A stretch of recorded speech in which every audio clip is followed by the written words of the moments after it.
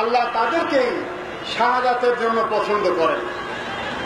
এবং আমি এটাও বিশ্বাস করি যে এই রকমের শহীদদের সন্তানেরা যখন মানুষের সামনে আল্লাহর দ্বীনের সংগ্রামের জন্য অগ্রসর হবে, সেই জমিনে আল্লাহর দ্বীনের বাস্তবায়িত হওয়া দুনিয়ার কোনো শক্তি প্রতিহত করতে পারবে না। এবং এমন দিন খুব বেশি দূরে নয় যেদিন আল্লাহর এই দ্বীন বাংলাদেশের এই জমিনে কায়েম হবে, দুঃখী মানুষের মুখে হাসি ফুটবে, সন্ত্রাস বন্ধ হবে, সমস্ত অন্যায় অবিচার বাংলাদেশ থেকে উঠে যাবে, শুধু ন্যায় এবং ইনসাফের ভিত্তিতেই এই দেশের সমস্ত বিচার ফয়সালা হবে। সেদিন আর খুব বেশি দূরে নয়। সংগ্রামী ভাই এবং বন্ধুগণ, জামাত ইসলামী বাংলাদেশ আল্লাহর আইন এবং সৎপথের শাসন কায়েমের জন্য যে সংগ্রাম করছে, এই সংগ্রাম যুগে যুগে পরিচালনা করেছেন নবী এবং রাসূলগণ, ইমামগণ, মুজাদ্দিদগণ। যারাই পথে অগ্রসর হয়েছেন তাদেরকেই জীবন এবং সম্পদের পরীক্ষা দিয়ে ক্রমে ক্রমে অগ্রসর হতে হয়েছে। যে কোনো হাতিকেও যদি অনুরূপ বেত্রাঘাত করা হতো তাহলে সেও বোধ হয় পাগল হয়ে যেত। যুগে যুগে এইরকম লোকজনদেরকে ফাঁসি কাটতে ঘুরতে হয়েছে।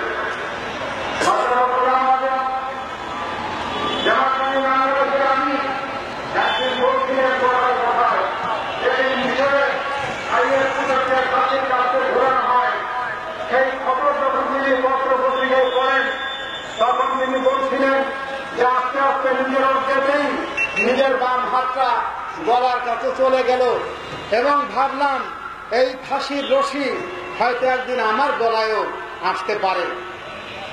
নিজের অজ্ঞাতেই বহু দূরের মানুষ মিশরে, যার সাথে একদিনও দেখা হয় নাই, তার প্রতি মমত্ব বোধে আমার চোখ থেকে দুফোঁটা পানি গড়িয়ে পড়ল, আর ভাবলাম এই গলায়ও হয়তো একদিন ফাঁসির কাষ্ঠে এমনই ঝুলতে পারে।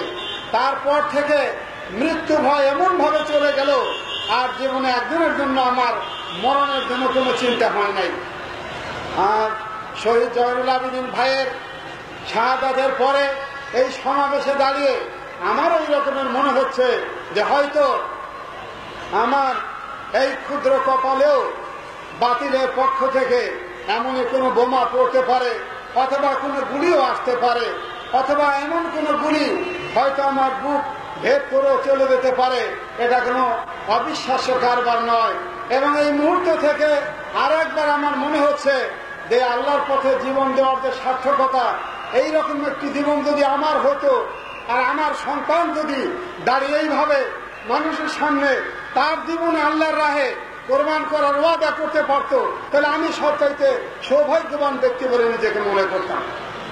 এবং আগামী দিনে আমি এই আল্লাহর দ্বীনের আন্দোলনে নিজেকে আপনাদের সামনে আল্লাহর দরবারে পেশ করেই আমার বক্তব্য শেষ করছি।